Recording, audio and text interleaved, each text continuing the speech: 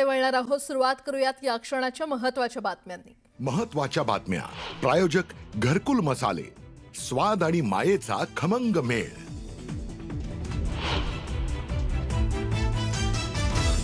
महाराष्ट्रातील घडामोडींकडे माझं लक्ष, तुमचा योग्य सन्मान राखला जाईल। दिल्ली भेटीत अमित शहांचं शिंदेंना आश्वासन, वरिष्ठ सूत्रांची न्यूज 18 लोकमतला माहिती।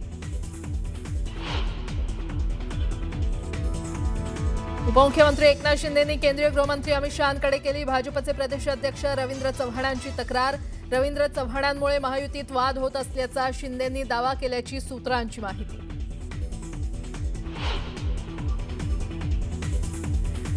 बिहार निवडणुकीतील विजयाचं अभिनंदन करण्यासाठी शहांना भेटल्याचं शिंदेंचं स्पष्टीकरण। मी रडणारा नाही, लढणारा कार्यकर्ता असल्याचं शिंदेंचं विधान। मनसे शिवसेना उबाठा जागा वाटपाची बोलणी एक पाऊल पुढे। मनसेकडून काही विधानसभा क्षेत्रात 50-50 फॉर्म्युल्याचा प्रस्ताव। माहीम, वरळी, शिवडी, भांडूप, विक्रोळी आणि मागाठाणेत निम्म्या जागा मागणार, सूत्रांची माहिती।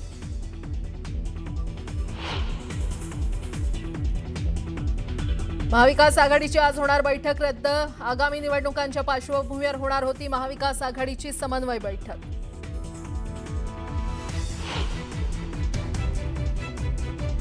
कागल नगरपालिका निवडणुकीची रंगत आणखी वाढली। शिवसेनेच्या उमेदवारांना अज्ञातस्थळी हलवलं। कुणीही उमेदवारानं अर्ज मागे घेऊ नये यासाठी खबरदारी।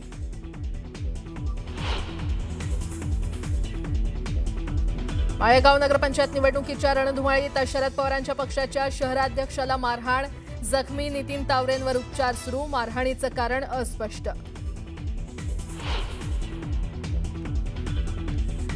मुरलीधर मोहोळ यांनी घेतली केंद्रीय मंत्री नितीन गडकरींची भेट। पुण्यातील लवले पूल परिसरातील अपघात रोखण्यासाठी दीर्घकालीन उपाययोजना राबवण्याबाबत भेटीत चर्चा। नाशिकमध्ये अत्याचाराचा गुन्हा दाखल झालेल्या भोंदूबाबाचा जुना व्हिडिओ व्हायरल। काही तरुणांकडून भोंदूबाबाला मारहाण करतानाचा व्हिडिओ व्हायरल।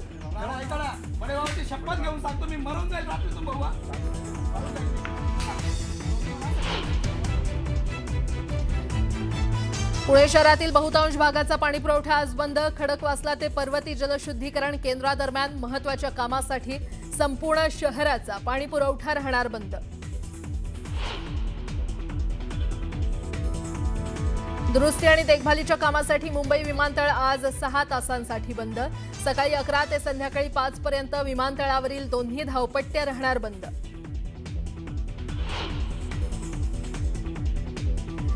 नितीश कुमार आज घेणार बिहारच्या मुख्यमंत्रीपदाची शपथ। नितीश कुमार 10व्यांदा होणार बिहारचे मुख्यमंत्री। पंतप्रधानांसह गृहमंत्रीही राहणार उपस्थित।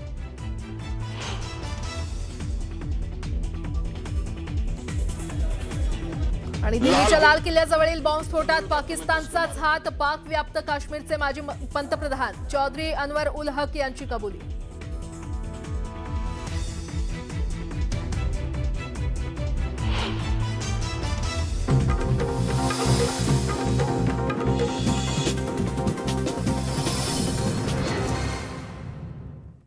बातमीपत्राला आता सुरुवात करूयात। मुंबईमध्ये महाविकास आघाडीचं काउंटडाऊन सुरू झालंय, कारण ती आता फुटीच्या उंबरठ्यावर उभी आहे। काँग्रेसच्या नेत्यांनी शरद पवारांची भेट घेतली आहे, मात्र उद्धव ठाकरे आणि मनसेबरोबर काँग्रेस संपर्क साधण्याच्या मनस्थितीमध्ये दिसत नाहीये। कायदा हातात घेणाऱ्यांसोबत जाणार नाही असं वक्तव्य वर्षा गायकवाड यांनी केल्यामुळे महाविकास आघाडीमध्ये घमासान अटळ आहे। पाहूयात।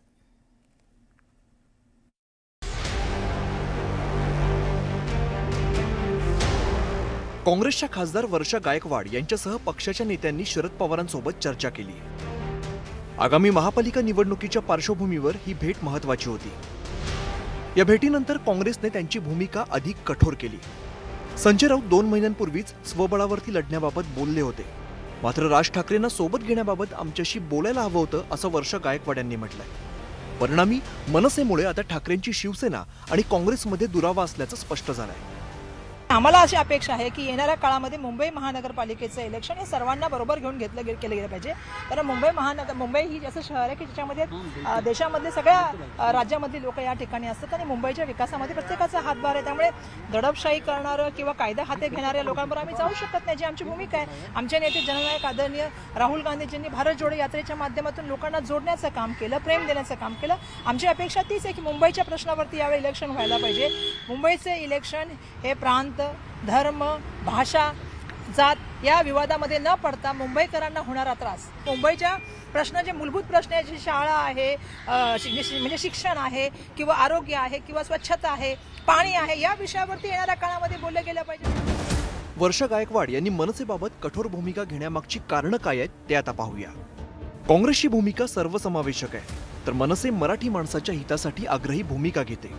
मराठीचा अवमान झाल्यास, मराठी तरुणांच्या रोजगाराचा मुद्दा निर्माण झाल्यास मनसेकडून परप्रांतीयांना चोप दिला जातो. मनसेच्या या भूमिकेमुळे परंपरागत परप्रांतीय मतदार दुरावण्याची भीती काँग्रेसला वाटते. तर काँग्रेसच्या व्होट बँकेच्या राजकारणापेक्षा मराठी माणसाच्या हिताला नेहमीच प्राधान्य देत असल्याचं मनसेकडून स्पष्ट शब्दात सांगण्यात आलं. मुंबईत मविया फुटीच्या उंबरठ्यावरती असल्याने महायुतीला आनंदाच्या उकळ्या फुटल्या नसत्या तरच नवल. स्वार्थासाठी एकत्र आलेले कायमसोबत राहू शकत नाहीत, असा टोला महायुतीकडून लगावण्यात आला. महायुतीने मविया आणि मनसेवर तोफ डागली. मात्र याच महायुतीला राज ठाकरेंच्या मनसेने मागील वर्षी झालेल्या लोकसभा निवडणुकीत पाठिंबा दिला होता. राज ठाकरेंनी 2024च्या लोकसभा निवडणुकीत नरेंद्र मोदींसाठी महायुतीला पाठिंबा दिला होता. इतकंच नव्हे तर राज ठाकरेंनी महायुतीसाठी 4 सभाही घेतल्या होत्या. रत्नागिरी, सिंधुदुर्ग, ठाणे, कल्याण डोंबिवली आणि पुणे लोकसभा मतदारसंघात राज ठाकरेंनी सभा घेतल्या होत्या. मात्र राज ठाकरे सोबत असल्याने राजकीय नुकसान होण्याची भीती भाजपाला वाटली नाही. सभेमुळे परप्रांतीयांची मतं दुरावण्याची भीती भाजपाला वाटत नव्हती. राज ठाकरेंच्या पाठिंब्याचा यूपी बिहारमध्ये भाजपावर परिणाम झाला नव्हता. मात्र राज ठाकरेंमुळे परप्रांतीयांची मतं दुरावण्याची भीती वर्षा गायकवाड यांना वाटते. एकंदरीतच राज ठाकरे लोकसभा निवडणुकीत महायुतीसाठी लकी ठरले होते. राज ठाकरेंनी सभा घेतलेल्या 4 मतदारसंघात महायुतीचे उमेदवार विजयी झाले होते. आता जर मविया फुटली आणि ठाकरेंची शिवसेना आणि मनसे एकत्र लढली तर कोणाचा फायदा होईल आणि कोणाचा तोटा होईल हे जानेवारी महिन्यात निकालानंतर स्पष्ट होईल. संतोष गोरे, न्यूज 18 लोकमत, मुंबई. बातमीपत्रामध्ये आता पाहणार आहोत 25 मिनिटात 50 बातम्या अतिशय वेगवान स्वरूपात. सुरुवात करूयात. बुधवारी एकनाथ शिंदेंनी अमित शहांची भेट घेत त्यांच्यासमोर राज्यातील राजकीय घडामोडींबाबत तक्रारींचा पाढा वाचला. महाराष्ट्रातील घडामोडींकडे माझे लक्ष असून महाराष्ट्रातील बऱ्याच गोष्टी मला माहीत आहेत. तसंच तुम्ही एनडीएच्या घटक पक्षाचे प्रमुख आहात, त्यामुळे तुमचा योग्य सन्मान राखला जाईल असं आश्वासन शहांनी शिंदेंना दिल्याची माहिती सूत्रांनी दिली आहे. मनसे शिवसेना उबाठा जागा वाटपाची बोलणी एक पाऊल पुढे गेली आहे. मनसेकडून काही विधानसभा क्षेत्रात 50-50 फॉर्म्युल्याची मागणी करण्यात आली आहे. माहीम, वरळी, शिवडी, भांडूप, विक्रोळी, मागाठाणेमध्ये निम्म्या जागा मागितल्या जाणार आहेत. फडणवीस केवळ शॅडो मुख्यमंत्री आहेत. महाराष्ट्राचे मूळ निर्णय अमित शहा घेतात अशी टीका काँग्रेस प्रदेशाध्यक्ष हर्षवर्धन सपकाळ यांनी केली आहे. सत्तेसाठी एकत्र आलेल्याचं टोळीयुद्ध सुरू असल्याचं सपकाळ म्हटलं. निवडणुकीच्या प्रचारासाठी निलेश राणे कणकवलीमध्ये आहेत. महायुतीसाठी प्रयत्न केला पण युती झाली नाही असं निलेश राणेंनी स्पष्ट केलं. नितेश राणे यांच्या उमेदवारांच्या विरोधात तयार झालेल्या कणकवली शहर विकास आघाडीला शिंदे सेना आणि ठाकरे सेनेचा पाठिंबा मिळाल्यानं राजकारण रंगले. लोणावळ्यामध्ये भाजप कोर कमिटीनं राष्ट्रवादीचा युती प्रस्ताव नाकारत स्वबळावर निवडणूक लढवण्याचा निर्धार केलाय. यानंतर भाजपनं मोठं शक्ती प्रदर्शन करत प्रचाराला दमदार सुरुवात केली आहे. यंदाच्या लोणावळा नगर परिषद निवडणुकीमध्ये तिरंगी लढत निश्चित झाली असून मागच्या निवडणुकीमध्ये सत्ता मिळवलेल्या भाजपसमोर यंदा ती सत्ता टिकवण्याचं मोठं आव्हान आहे. राज्यातील स्थानिक स्वराज्य संस्थांच्या सार्वत्रिक निवडणुकीसाठी आरक्षण निश्चित करताना राज्य सरकारनं 159 ठिकाणी 50% आरक्षण मर्यादा ओलांडली आहे. यामुळे निर्माण झालेल्या वादावर सर्वोच्च न्यायालयात आता मंगळवारी सुनावणी होणार आहे. पुढील सुनावणीपर्यंत नव्यानं कोणत्याही निवडणुकांची घोषणा करू नये अशी सूचना न्यायालयानं राज्य निवडणूक आयोगाला दिली आहे. लोणावळ्यामध्ये राष्ट्रवादी काँग्रेसचे नगराध्यक्षपदाचे उमेदवार राजेंद्र सोनावणेंनी प्रचाराला जोरदार सुरुवात केली आहे. लोणावळ्यातील रखडलेली विकास कामं मार्गी लावण्याचं आश्वासन सोनावणे यांनी दिलंय. समाजवादी